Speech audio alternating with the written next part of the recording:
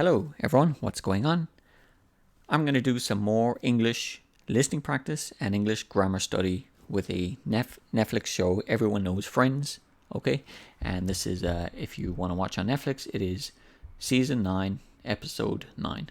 Okay, so as I said, we're going to do some listening. So what I'll do is I'm going to take these subtitles away.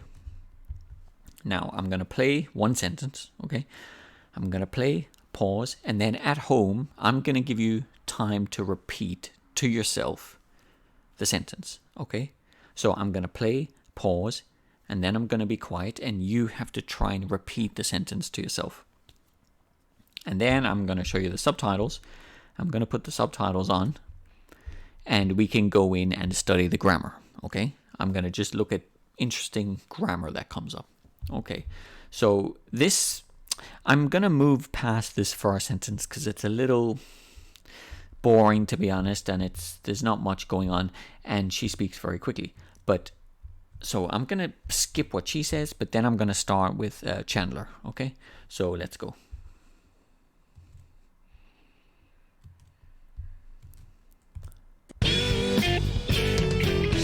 This kitty is Mittens, and this one is Fitzhugh.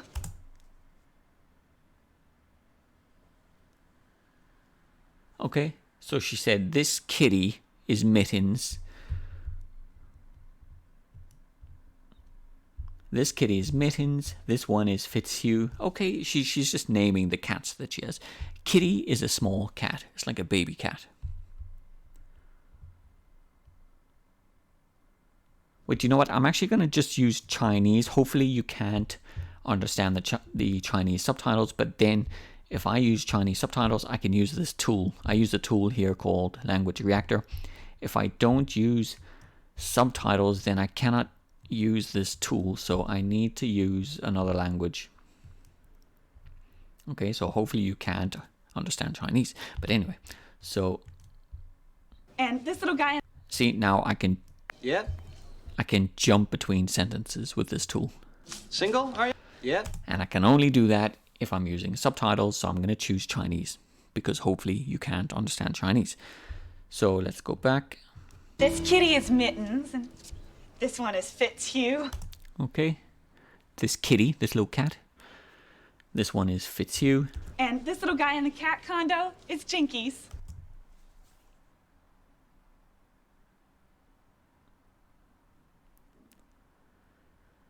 Okay.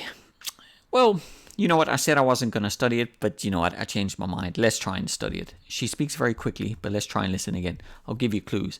She says, this little, and something about a condo. Okay, she mentions condo. And this little guy in the cat condo is Jinkies.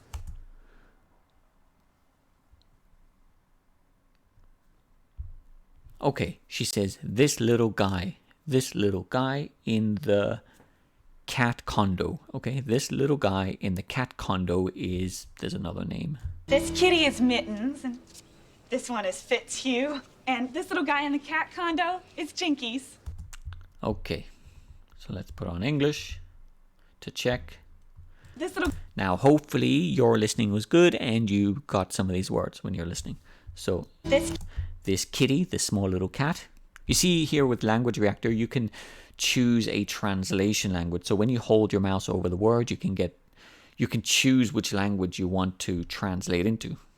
And I'm just choosing Spanish. I'm not going to be using this right now, but I've just set it to Spanish just to show you. I mean, if you're learning English, you can go down here to settings and you can select your own first language, okay? And it's a quick and easy way to translate. And you can save words and things like that. But anyway, kitty is a small baby cat. Mittens are actually gloves, okay? They're gloves, but a lot of people call their cats mittens for some reason. This one is Fitzhugh, another name. This cat. Kitty is Mittens, and this one is Fitzhugh. And this little guy in the cat condo? This little guy, this little cat, this little kitty, okay? This little guy in the cat condo. Now, do you know what a condo is? A condo is a kind of apartment. I think it's a fancy apartment, like a condominium, studio, condo. It's a kind of apartment, okay? So now we're going to do listening for the next part that Chandler says. It's Jinkies. Yep. That's a lot of cats, Jolene.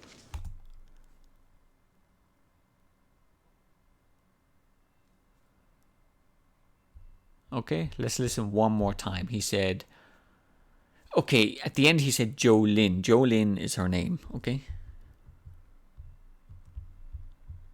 Yep.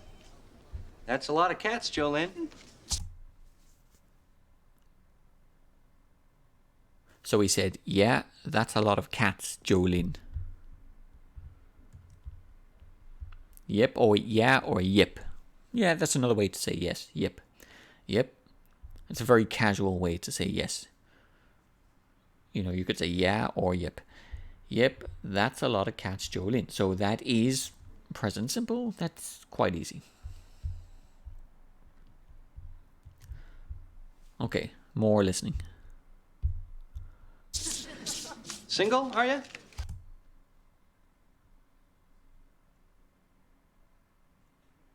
Okay, I'll give you a clue. He said single. Okay, so you can be in a relationship, you can be married, you could be have a partner, have a girlfriend, a boyfriend, or you could be single on your own, okay? Single, are you? Okay. So he said, single, are you? Single, are you? Okay, because she's saying that she has all these cats. All right. So single. So most English questions begin with a question word. Where did you go? What did you do? How long did you live there for example? Okay, so you can start with a question word, but then you've got all these other types of questions where sometimes you can ask a question as a statement. Okay, so you could say something like, if you live in New York, okay, like I could be speaking to a friend and I could say to my friend, oh no, like let's pretend that they're in New York at the moment, they're traveling. So I could say a statement to them, like I could say, you are visiting New York at the moment. That's a statement, yeah? You are visiting New York at the moment. But if I want to ask a question, I could just say that with intonation going up. So I could say, you're visiting New York at the moment. You are visiting New York at the moment. Okay, my intonation goes up. It becomes a question. It's a statement question. So this is kind of a statement question. He's saying single, and then he's adding an extra. Are you? Okay. So let's go for the next listening. Back to the Chinese. Hopefully you don't understand Chinese. Single, are you? Chandler Bing.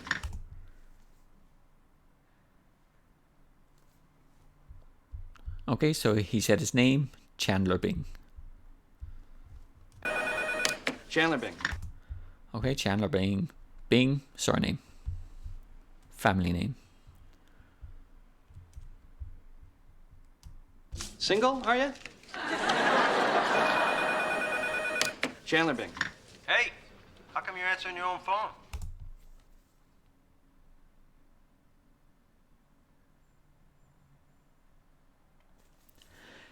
Okay, I'm going to give you some clues. So there's a phrasal verb. It's how come. Okay, he starts the question with how come. Now it's not a typical question word. Okay, how come? It's a casual question word. So how come? Answering phone. I'll give you those clues. How come? Answering phone. Now listen again. Hey, how come you're answering your own phone?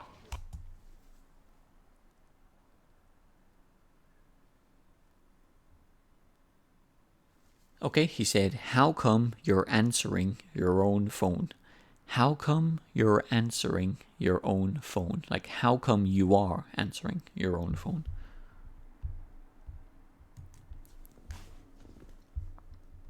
How come you're answering your own phone? How come you're answering your own phone?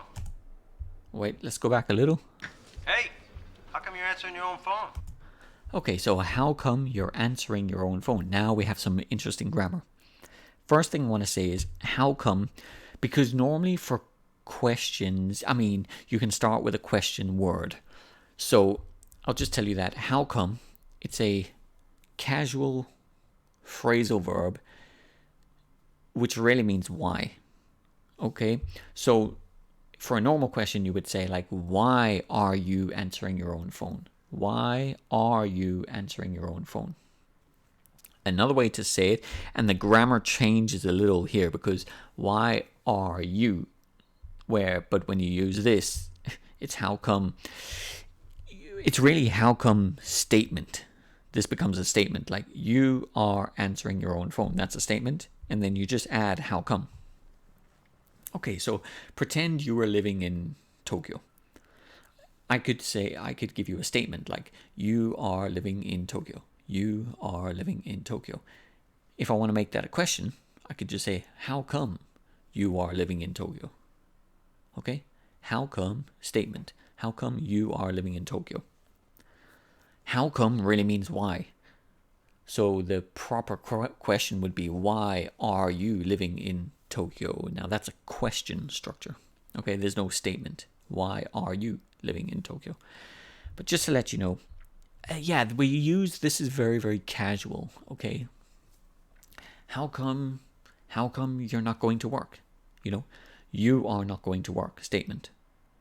Make a question. How come you're not going to work? You are not eating. How come you're not eating? Okay, how come you're answering your own phone? So, at home, try and think to yourself, try and make a statement, and then just add how come in the beginning, and it means why. Okay, how come you're doing this? How come you're doing that? Now the grammar. What kind of grammar is this here? You're answering. You are answering. Okay, now hopefully you guessed correctly. It's the present continuous.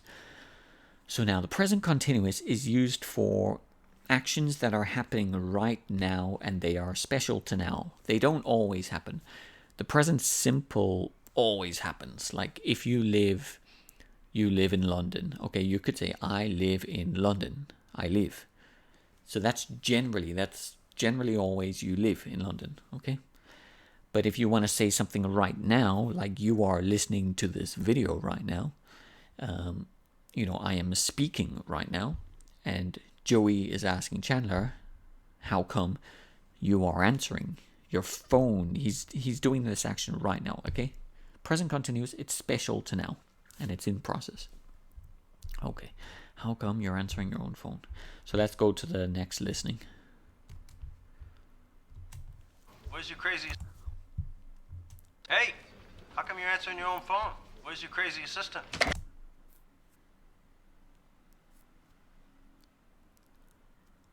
Okay, I'll give you clues. He said, assistant, crazy. Assistant, crazy. Let's try again. Hey, how come you're answering your own phone? Where's your crazy assistant?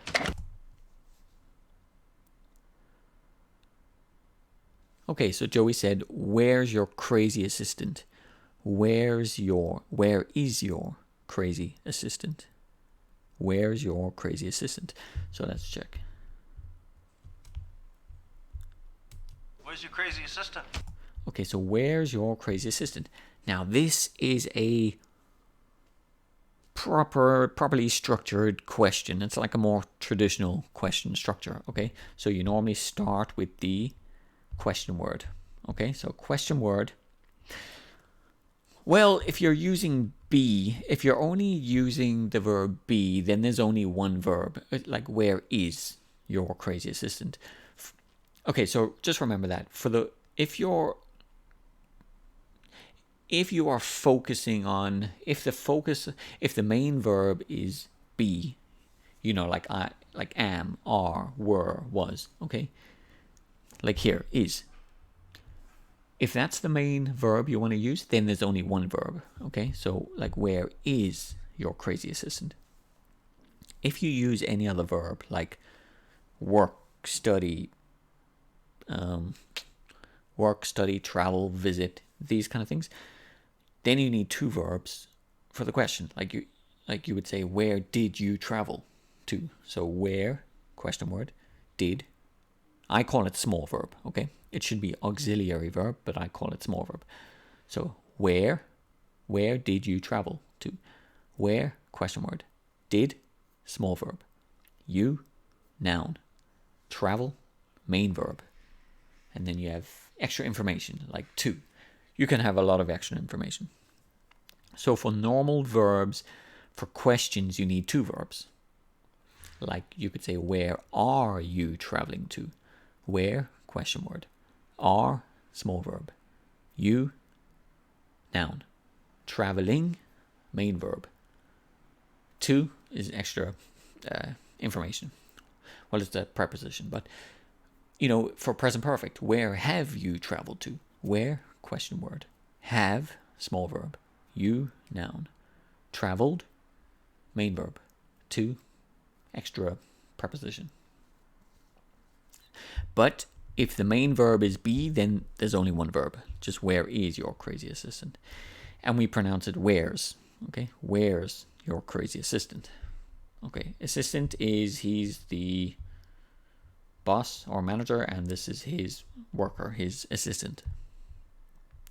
So more listening. Hey, how come you're answering your own phone? Where's your crazy assistant? What's up, Joe?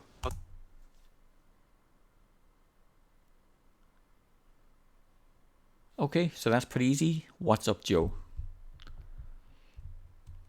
Well, his name is Joey or Joe. Okay, what is up? It's just, hey, what's going on? What's up is like basically hello. What's up? Hi. What's going on? So what's up, Joe? What's news?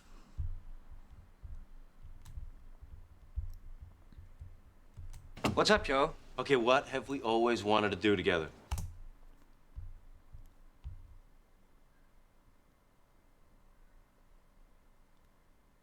Okay, I'll give you clues.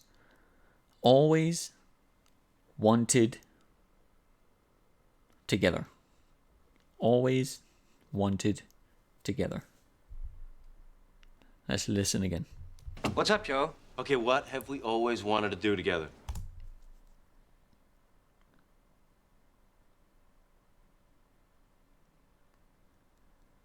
Okay, so it's what have we always wanted to do together? What have we always wanted to do together? What's up, Joe? Okay, what have we always wanted to do together?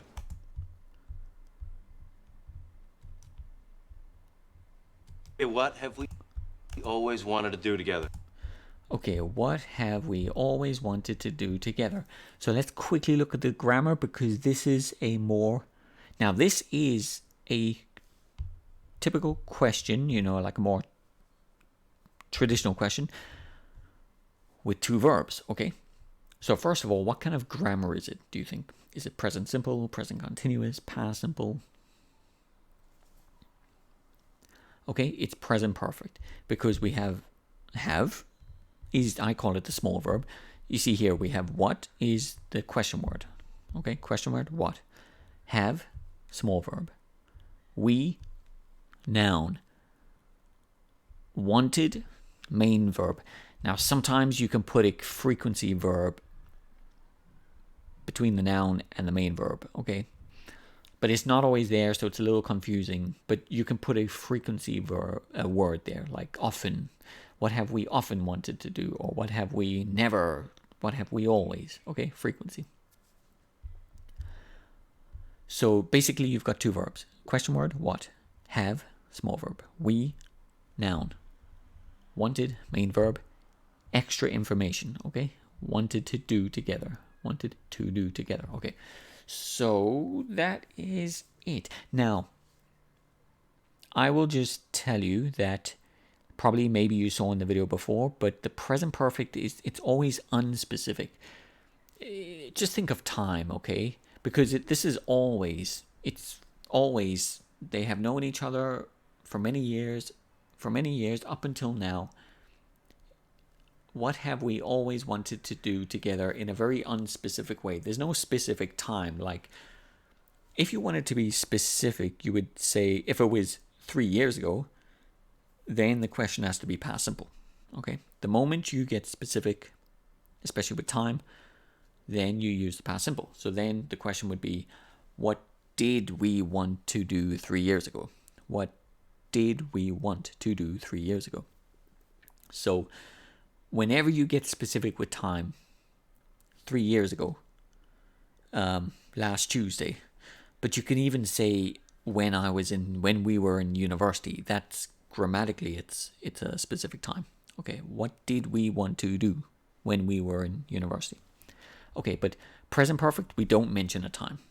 Okay, it's unspecific about the past. What have we always wanted to do together? So, more listening. Braid each other's hair and ride horseback on the beach? Okay, this is very, very difficult. I'll just give you the difficult words. Braid and horseback. Braid and horseback.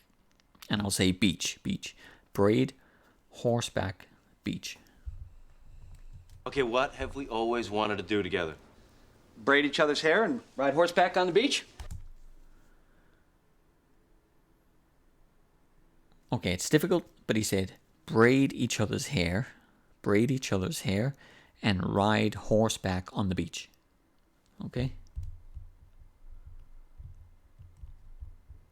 Okay, what have we always wanted to do together? Braid each other's hair and ride horseback on the beach? Okay, braid is...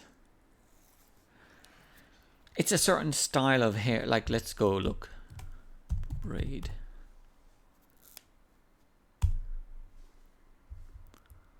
Okay, it's in Japanese for some reason. Why is it in Japanese? Okay, that's images. But these are braids, okay?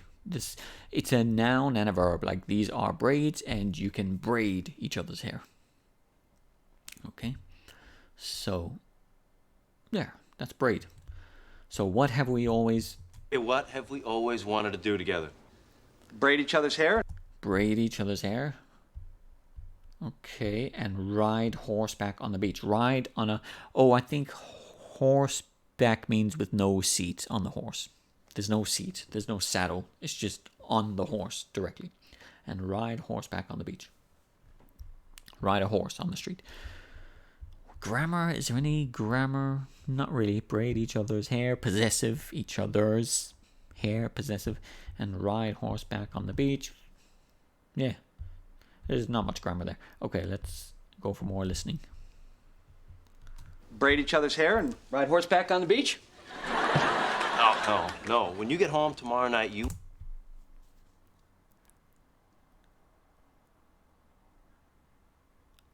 Okay, when you get tomorrow night. Braid each other's hair and ride horseback on the beach? No. When you get home tomorrow night, you and I are going... Wait. Sorry, let me go back. No. When you get home tomorrow night, you... So it's no. When you get home tomorrow night. When you get home tomorrow night. No. When you get home tomorrow night, you and I are going to be at the Wizards-Knicks game.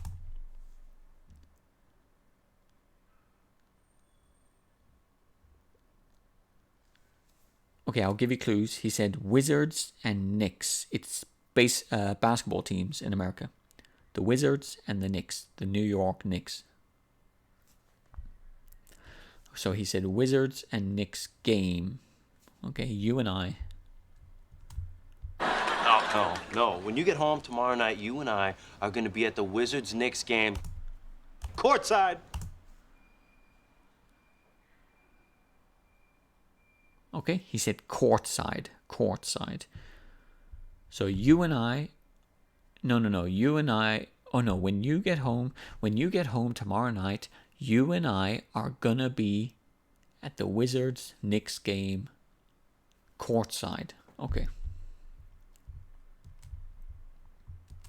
And courtside are going to be at the Wizards. When you get home tomorrow night, you and I are going to be. When you get home. No, no. When you get home tomorrow night. Okay, when you get home tomorrow night, you and I are going to be at the Wizards-Knicks game. You and I are gonna be, okay? Going to be, gonna be. He says gonna. Are going to be at the Wizards-Knicks game. When you get home tomorrow night, you and I are going to be at the Wizards-Knicks game. Gonna be, okay? Gonna be. Courtside. Courtside. So let me explain. A court in basketball, you play on a court, okay? You play on a football field. You play on a basketball court, okay? Court side, let's have a look here. Court side means right front row seat, okay? Basketball court, they're right there, they can see the players front row, okay? Yeah, let's see, basketball court. Okay, basketball. This here, yeah, that there is the basketball court. Okay, right there at the front, that's court side, front row. So, Are going to. When you get home tomorrow. So no. No, no. When you get home tomorrow night. So when you get home tomorrow night. Now, this is a conditional. Okay, for conditionals, you can use if, but you can also use when. Okay, now this is a first conditional. See, first conditional is future. Second conditional, well, first conditional is hypothetical future. Okay, you're dreaming of the future. When this happens tomorrow night, you and I are gonna be, okay? He's dreaming of the future. When you get home tomorrow night, see, he's referencing tomorrow night. So then you know it's first conditional. It's future hypothetical. And I are going. Sorry. When you get home is arrive home, yeah? Home tomorrow night, you and I are going to be at. So you and I, you could say we, okay? You and I, we. Now, normally for first conditionals, you have to use will, yeah? But will is gonna is the same as will, same meaning. There's no difference between gonna and will. It just means the future. So you and I will be, or you and I are gonna be. It's talking about the future. It's the same meaning. So it's first conditional. When you get home tomorrow night, you and I are gonna be. See, gonna, na is the two. When we speak quickly, we put the two together. To goes into going, and we don't say going to. It starts to sound like gonna. So na is the two. A lot of students say gonna to be, but no, it's gonna be, gonna travel, gonna work. The na is the two. So you and I are gonna be at the Wizards Knicks game. Okay, these are basketball teams in America. So that is first conditional. The Wizards Knicks game courtside. Okay, courtside. So anyway, that is it for today's lesson. Hopefully you learned, you enjoyed that listening practice and you learned some grammar. There was, what did we learn today? A little bit about the present perfect, the past simple, some question structure. We did a conditional, the first conditional. And yeah, so